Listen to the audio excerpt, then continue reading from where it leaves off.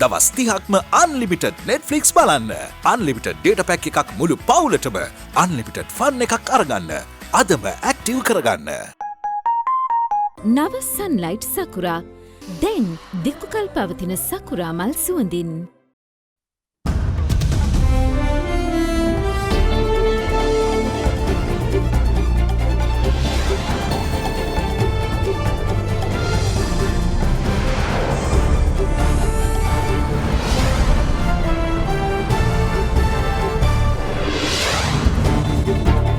අද 2020 ඔක්තෝබර් 9 සිකුරාදා සිරස්තල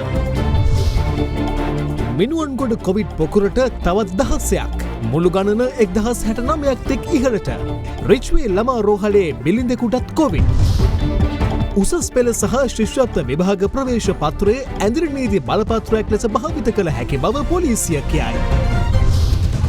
ශ්‍රී ලංකාව වෙනුවෙන් ජාත්‍යන්තරයේදී පෙනී සිටිනවා. දිවයිනට පැමිණි චීන දූත පිරිස ජනපතිට සහතික වේ. නාමල් කුමාර ජනපති කාර්යාලයෙන් වැටුප්ගත් බව හිටපු පොලිස්පති පාස්කු කොමිසමට කියයි. බදියුදීන් සොයිරු රියාජ් මුදා හැරීමට එරෙහිව ජනපතිට ලිපියක්. ආණ්ඩු පක්ෂ මන්ත්‍රීවරු 100ක් අත්සන් තමයි. ඇල්කොහොල් අඩංගු හෑන්ඩ් සැනිටයිසර් භාවිත කරන්න. ලෙඩ රෝග ඇති කරන විෂ බීජවලට එරෙහිව සටන් කරන්න. හඳුන්වා දීමේ මිල රුපියල් 350යි. From Ada Derana, this is Ada Derana, Late Night Prime. Live from Studio 24 in Colombo.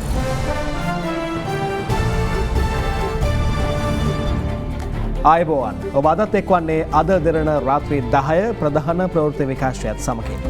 Minuwangoda Covid පොකුර 1069 දෙනෙකු දක්වා අද ඉහළ ගියා.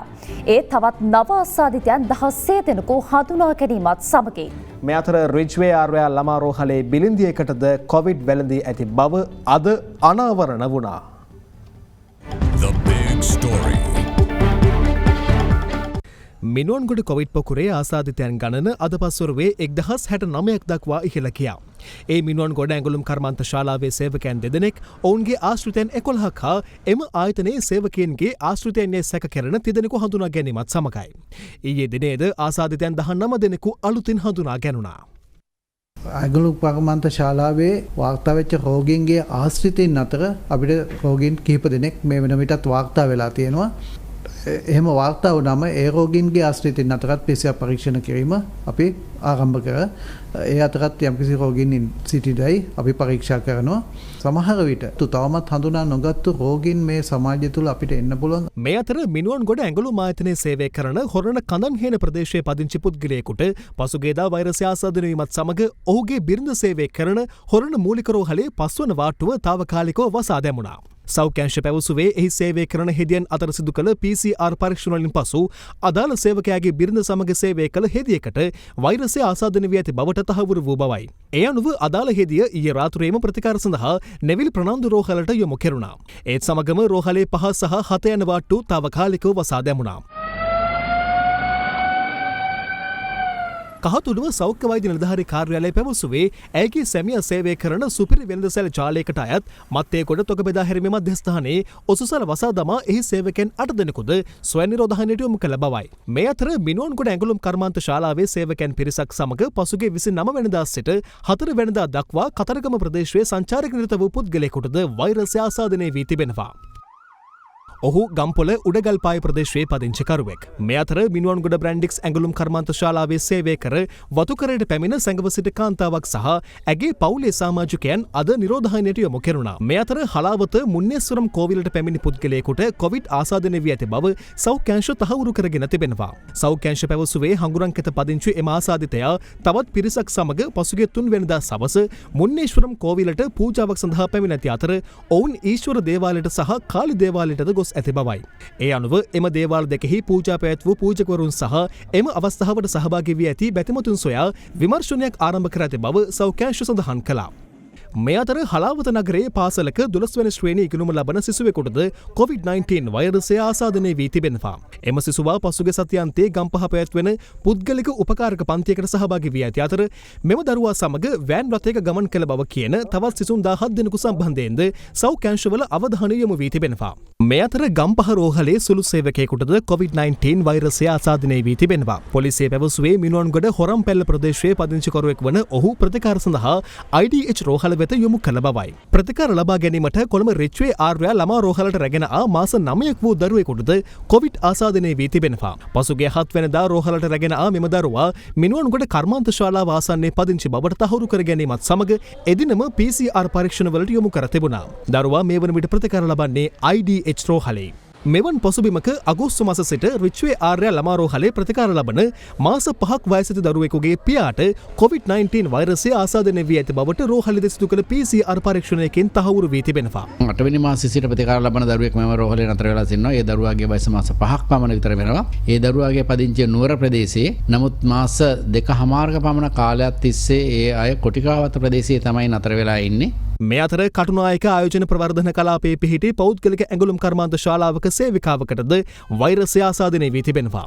ගම්පහ දිස්ත්‍රික්කයේ පොලිස් බල ප්‍රදේශ 18ක් සඳහා පනවා ඇති නිරෝධායන ඇඳුරු නීතිය තවදුරටත් ක්‍රියාත්මකයි. කෙසේ වෙතත් අද පෙරවරු 8 සිට රාත්‍රී 8 දක්වා එම ප්‍රදේශයේ වෙළඳසැල් හා ඖෂධහල් විවෘත කර තැබීමට බලධාරීන් අවසර දී තිබුණා. උදෑසන 8 ඉඳලා රාත්‍රී 8 දක්වා කාලය තුල මේ වෙළඳසැල් විවෘත කිරීමට අවස්ථාව ලබා දීලා තියෙනවා. එතුමාට හෙට අනිද්දා ඒ දිගටම ඇඳිරි නීතිය ක්‍රියාත්මක වෙනවා නම් යම් කාලයක් තුල ඒ සියලු කාලය තුල විවෘත කරන්න පුළුවන්. හැබැයි මේ විවෘත කරන්න පුළුවන් වෙන්නේ සතොස් ඒ වගේම සමුපකාර වෙළඳසැල් ඒ වගේම ආහාර පාන වර්ග සපයන සුපිරි වෙළඳසැල් හෝ අනිකුත් වෙළඳසැල් ඒ වගේම දීවර සංස්ථාවේ වෙළඳසැල් ෆාමසි මෙන්න මේ වෙළඳසැල් තමයි විවෘත කිරීමට හැකියාවක් තිබෙන්නේ. ඒ ඇරෙන්නට මේ රෙදි පිලි කඩ ස්පෙයා පාර්ට්ස් විකුණන ඒවා අමතර කොටස් මේවා කිසිවක් වෙනත් කිසිම වෙළඳසැලක් විවෘත කිරීමට හැකියාව ලැබෙන්නේ නැහැ. දැන් මෙහෙම විවෘත කළාට යම් කිසි කෙනෙකුට තමුන්ට කැමති ඕනෑම වෙළඳසැලකට ගමන් කරන්න බෑ.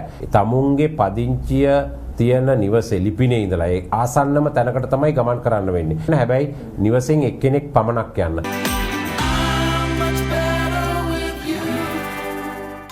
සේෆ්ගාඩ් හෑන්ඩ් සැනිටයිසර් නවතම නිෂ්පාදන පෙළ නීරෝගිමත් දිවියකට.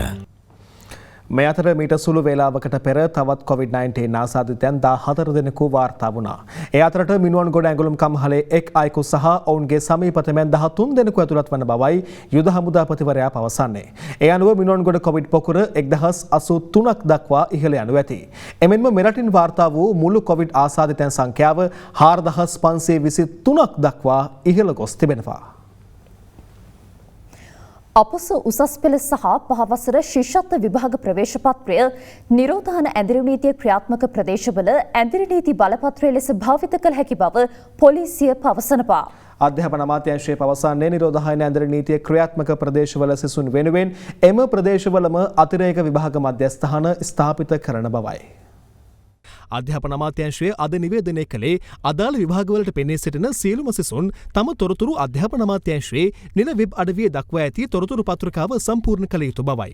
ඒ අනුව info.moe.gov.lk යන අන්තර්ජාල දිගු ඔස්සේ එම තොරතුරු ලබා දීම සඳහා පිවිසිය හැකියි. කෙසේ වෙතත් එම තොරතුරු ඔන්ලයින් ක්‍රමයට ලබා දීමට නොහැකි වන සිසුන් තම විභාගයට පෙනී සිටින මධ්‍යස්ථානයේදීම එම තොරතුරු ඉදිරිපත් කළ යුතු වනවා. මේ නිරෝධායන ඇඳිරි නීතිය පවතින ඒ ප්‍රදේශය තුලින් වෙනත් ප්‍රදේශවලට යන්න ඉන්න විභාග අපේක්ෂකයන් ඒ සියලුම දෙනාට ඒ තැන්වලම ඉඳලා අතිරේක විභාග මධ්‍යස්ථාන ඇති කරා අද උදේ. ඒ අනුව නිරෝධායන ඇඳිරි නීතිය ක්‍රියාත්මක පොලිස් බල ප්‍රදේශවල ශිෂ්‍යත්ව විභාගයට පෙනී සිටින සිසුන් සඳහා මිනුවන්ගොඩ ජනාධිපති විද්‍යාලය, දිවුලුපිටිය ඥානෝදය මහාවිද්‍යාලය ඇතුළු පාසල් 12ක් අතිරේක විභාග මධ්‍යස්ථාන ලෙස නම් කර තිබෙනවා.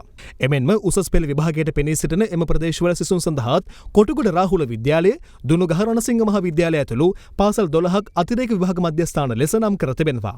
11 වෙනිදාට ඉස්සෙල්ලා අපිට පුළුවන් නම් මේ දරුවන්ගේ දුරකථන ලිපින දැනගන්න පුළුවන් නම් අපේ විභාග කොමසාරිස් ජෙනරාල්තුමාට ගොඩක් වැදගත් වෙනවා. හොට්ලයින් එක තමයි 117. විභාග හදිසි හොට්ලයින් එක තමයි 19111. අමාත්‍යංශයේ හොට්ලයින් එක තමයි 19888. එක විභාග මධ්‍යස්ථානයක 160 දෙනෙකුට පෙනී සිටීමට අවකාශ සම්පාදනය කර තිබෙනවා. ඒත් එක්කම නිරෝධායන මධ්‍යස්ථානවල යාපනයේ අයියකච්චි එතන ශිෂ්‍යත්ව විභාගයට 7 දෙනෙක් ඉන්නවා. වන්නි ඊළඟට නැගෙනහිර තියෙනවා ධම්මින්න, පූනානි, හසවි, ගල්කන්ද, මංකි බ්‍රිජ්, කන්ද කාටු කියන මධ්‍යස්ථානවල ශිෂ්‍යත්වයට 13යි, උසස් පෙළට 13යි. මුලතිව් වල ශිෂ්‍යත්වයට දෙන්නෙක් ඉන්නවා, උසස් පෙළ සඳහා කෙනෙක් ඉන්නවා. මධ්‍යම පළාතේ දියතලාව රන්ටැබේ 4ක් ඉන්නවා. ශිෂ්‍යත්ව විභාගයට උසස් පෙළට 1 අයෙකු ඉන්නවා. IDH රෝහලේ දැනට ප්‍රතිකාර ලබන සිසුන් 5 දෙනෙකු සඳහා ශිෂ්‍යත්ව විභාගයේ සඳහා අවකාශ අපි පහසුකම් සැලසෙනවා. ඒ වගේම මේ දුවදරුවන් පිට ප්‍රදේශයක සිට පැමිණෙනවා නම් ඇඳිරි නීතිය බලපැවැත්වෙන ප්‍රදේශයේ තිබෙන භාග මධ්‍යස්ථානයේ හෝ අදාළ පාසල වෙත ගමන් කිරීම සඳහා දුවදරුවන්ගේ විභාග ප්‍රවේශ පත්‍රය ඇඳිරි නීති බලපත්‍රයක් ලෙස භාවිතා කිරීමට අවසර ලබා දීමට තීරණය කර තිබෙනවා. එහිදී ඒ දුවදරුවාත් සමග දෙමව්පියා හෝ එක් බාරකරුවෙකුට එක් අයෙකුට පමණක් ගමන් කිරීමටත් හැකියාව ලැබෙනවා. එක්සත් ජාතීන්ගේ මානව හිමිකම් කවුන්සිලය ඇතුළු අන්තර්ජාතික වේදිකාවලදී ශ්‍රී ලංකාවේ ස්වාධීනත්වය, ස්වෛරීභාවය සහ භෞමික අඛණ්ඩතාව වෙනුවෙන් නොසැලී පෙනී සිටින බව දිවයිනට පැමිණි ඉහළ පෙළේ චීන දූත පිරිස පවසනවා. ඒ ජනාධිපති ගෝඨාභය රාජපක්ෂ මහතා සමග අද පැවති සාකච්ඡාවකදී එමෙන්ම ජනාධිපතිවරයාගේ සංවර්ධන දැක්ම යථාර්ථයක් බවට පත් කිරීම සඳහා සම්පූර්ණ සහාය ලබා දෙන බවටද ඔවුන් ජනාධිපතිවරයාට සහතික වී තිබෙනවා. චීන සමූහාණ්ඩුවේ ඉහළ පෙළේ දූත පිරිස කටුනායක බණ්ඩාරනායක ජාත්‍යන්තර ගුවන්තොටුපළින් දිවයිනට පැමිණියේ ඊයේ රාත්‍රියේදී. චීන කොමියුනිස්ට් පක්ෂයේ මධ්‍යම කාරක සභාවේ දේශපාලන මණ්ඩල සමාජික සහ චීන කොමියුනිස්ට් පක්ෂයේ මධ්‍යම කාරක සභාවේ විදේශ කටයුතු කොමිසමේ කාර්යාල අධ්‍යක්ෂ යං ජියේෂ් මහතා ප්‍රමුඛ ඉහළ නිලධාරීන් 7 දෙනෙකු මෙම දූත පිරිසට අයත්. දූත පිරිස ජනාධිපති ගෝඨාභය රාජපක්ෂ මහතා අද මුණ ගැසුනේ ජනාධිපති කාර්යාලයේදී. කොරෝනා වසංගතයෙන් පසු චීන රාජතාන්ත්‍රික දූත පිරිසක් දකුණු ආසියානු කලාපයේ සංචාර නිරත වූ පළමු අවස්ථාව මෙයයි. ශ්‍රී ලංකාවේ සංවර්ධන ප්‍රයත්නය සාර්ථක කර ගැනීමට අඛණ්ඩව සහාය දෙන බවට දූත පිරිසේ ප්‍රධානියා ජනාධිපතිවරයාට එහිදී සහතික වී තිබෙනවා. එමෙන්ම එක්සත් ජාතීන්ගේ මානව හිමිකම් කවුන්සිලය ඇතුළු අන්තර්ජාතික වේදිකාවලදී ශ්‍රී ලංකාවේ ස්වාධීනත්වයේ, ස්වෛරීභාවය හා භෞමික අඛණ්ඩතාව වෙනුවෙන් චීනය නොසැලී පෙනී සිටින බවයි ඔහු පවසා ඇත්තේ. තමා සියසින් දැක ඇති චීනයේ ග්‍රාමීය ප්‍රදේශවල ඇති දියුණු සංවර්ධනය මෙරට ග්‍රාමීය ප්‍රදේශවල ඇති කිරීම තම ඉලක්කය බවයි ජනාධිපතිවරයා පවසා ඇත්තේ. එමෙන්ම ඉදිරි සිව් වසර තුළ වරාය නගර ව්‍යාපෘතියේ දෘශ්‍යමාන ප්‍රගතියක් දක්නට තමා අපේක්ෂා කරන බවද ගෝඨාභය රාජපක්ෂ මහතා එහිදී කියා සිටියා. චීනය සමග වෙළඳාමේදී මෙරට වෙළඳ හිඟේ විශාල බව පෙන්වා දුන් ජනාධිපතිවරයා ඉල්ලා සිටියේ ශ්‍රී ලංකාවෙන් මිලදී ගන්නා භාණ්ඩ ප්‍රමාණය වැඩි කරන ලෙසයි. ශ්‍රී ලංකාවේ පෞද්ගලිකාංශයේ භාණ්ඩ නිෂ්පාදන සඳහා චීන වෙළඳපොළ විවෘත කරන ලෙසද ජනාධිපතිවරයා එහිදී ඉල්ලීමක් කළා. ශ්‍රී ලංකාවේ තේ වෙන්දීසියට සහභාගී වීමට චීනයට හැකි නම් එය ආර්ථික ස්ථාවරත්වයට විශාල ශක්තියක් බවයි රාජපක්ෂ මහතා මෙහිදී පෙන්වා දුන්නේ. උසස් පෙළ සමත් වන මෙරට තරුණ තරුණියන්ට ඇති උසස් අධ්‍යාපන අවස්ථා සීමා සහිත බැවින් ඔවුන් වෙනුවෙන් තාක්ෂණික විශ්වවිද්‍යාලයක් ආරම්භ කිරීම චීනයට ශ්‍රී ලංකාවේ ආයෝජනය කළ හැකි තවත් ශ්‍රේෂ්ඨයක් ලෙස ජනාධිපතිවරයා කියා සිටියා. සෞභාග්‍යයේ දැක්ම ප්‍රතිපත්ති ප්‍රකාශයේ ඇති සංවර්ධන අරමුණු සපුරා ගැනීමට ක්‍රියාවෙන්ම උදව් කිරීමට චීනය සූදානම් බවයි යං ජියේෂ් මහතා පවසා ඇත්තේ. චීන ශ්‍රී ලංකා නිදහස් වෙළඳ ගිවිසුම පිළිබඳ සාකච්ඡා එළි පටන් ගැනීමටත් හම්බන්තොට කර්මාන්තපුර යෝජනා ක්‍රමය ඉක්මනින් නිම කිරීමටත් සැලසුම් කර ඇතැයිද චීන දූත පිරිස එහිදී කියා සිටියා. COVID-19 උවදුර සාර්ථක ලෙස පාලනය කළ පසු ජනාධිපති ගෝඨාභය රාජපක්ෂ මහතා නිල චාරිකාවක් සඳහා චීනයට එනු ඇතැයි බලාපොරොත්තුවෙන් සිටින බවද යං ජියේෂ් මහතා සඳහන් කළා. මේ අතර එම දූත පිරිස අග්‍රාමාත්‍ය මහින්ද රාජපක්ෂ මහතාද අද මුණ ගැසුණා. ඒ අරලේගහ මන්දිරයේදී COVID-19 වසංගතය පාලනය කිරීමට ශ්‍රී ලංකාවට සහාය දැක්වීම පිළිබඳ චීන රජයට කෘතඥතාව පළ කරන බව අග්‍රාමාත්‍යවරයා එහිදී පැවසුවා. සෑම විටම ශ්‍රී ලංකාවේ ආයෝජනය කිරීම සඳහා චීන සමාගම් දිරිමත් කිරීමට එරට රජයේ පීවරගෙන ඇති බව පැවසු චීන දූත පිරිස කියා සිටියේ මෙරට නිෂ්පාදන ආනයනය වැඩි කිරීමට පීවරගෙන ඇති බවයි. ජනාධිපතිවරයා සහ අග්‍රාමාත්‍යවරයා සමග පැවති සාකච්ඡා සාර්ථකව නිම කළ මෙම චීන දූත පිරිස අද පසුරුවේ දිවයිනෙන් පිටත්ව ගියා. පාස්කු ඉරුදින ප්‍රහාරයට අනුබල දීමට සැකපිට අත්අඩංගුවට ගත් පාර්ලිමේන්තු මන්ත්‍රී රිෂාඩ් බදියුදීන් මහතාගේ සොහොයුරෙකු වන රියාජ් බදියුදීන් අපරාධ පරීක්ෂණ දෙපාර්තමේන්තුව විසින් නිදහස් කිරීම පිළිබඳ වහාම පරීක්ෂණයක් පවත්වන්න ඉල්ලා ජනාධිපති ගෝඨාභය රාජපක්ෂ මහතා වෙත අද ලිපියක් බහර දෙනු ලැබුවා. ආණ්ඩුපක්ෂ මන්ත්‍රීවරුන් 100 දෙනෙකුගේ අත්සනින් යුතු එම ලිපිය භාර දෙනු ලැබුවේ අමාත්‍ය මහින්දානන්ද අලුත්ගමගේ මහතා විසින්.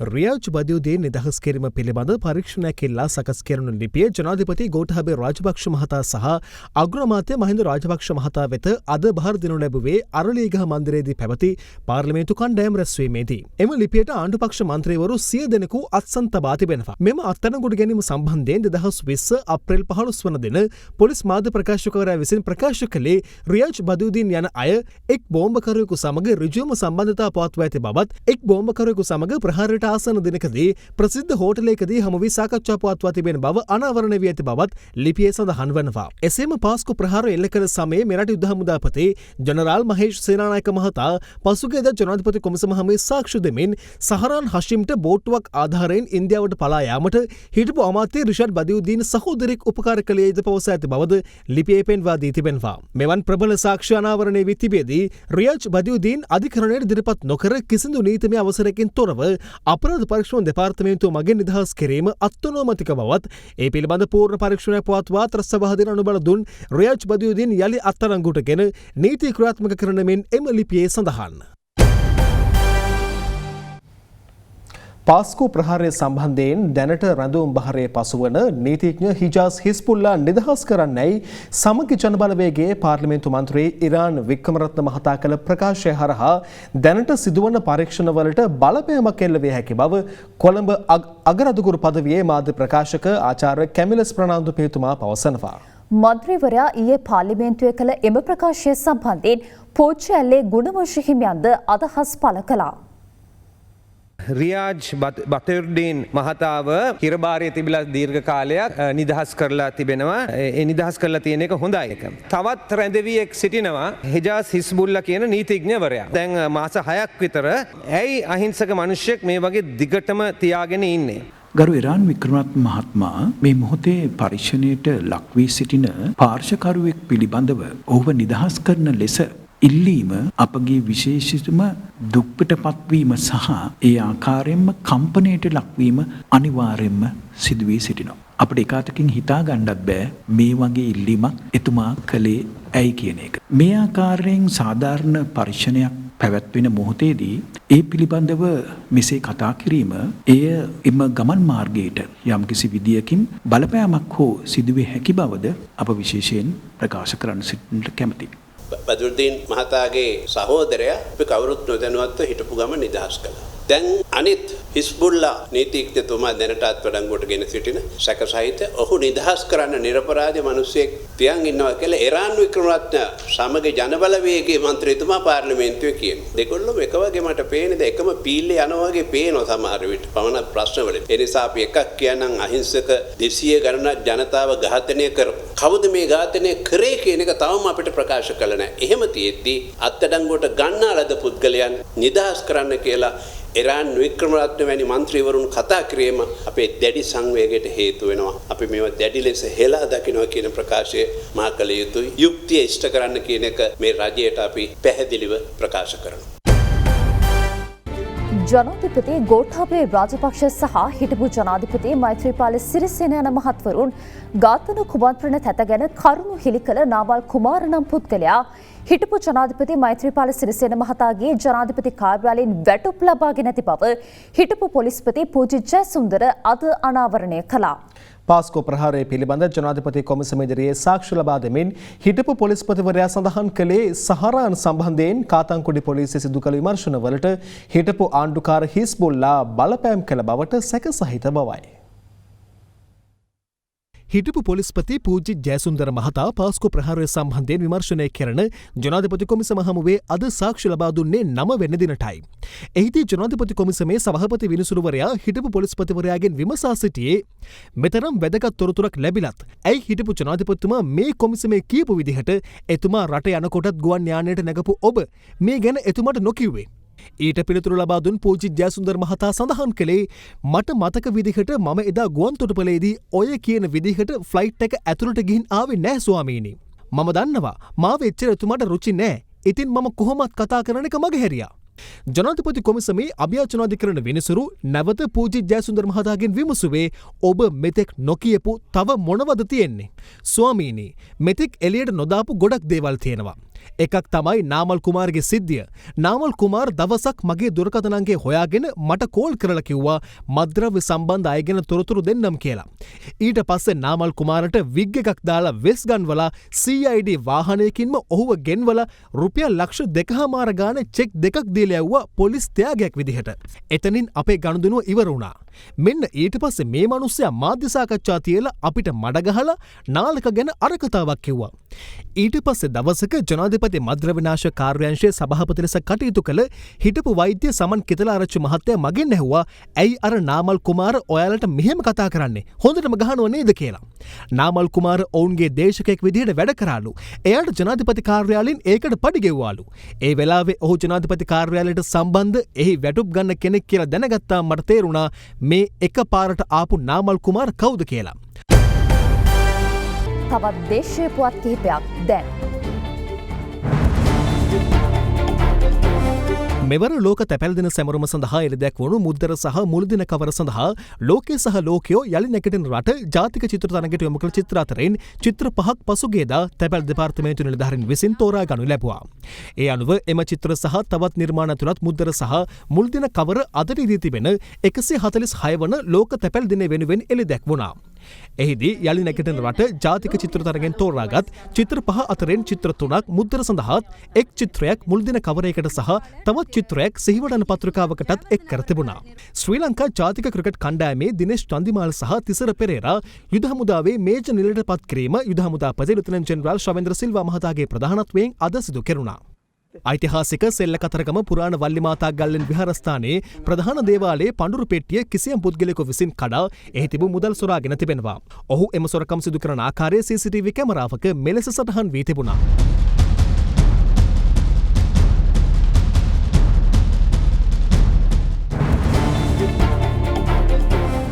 එත් සමගින් පුවත් අවසන්. සුබ රාත්‍රියක්.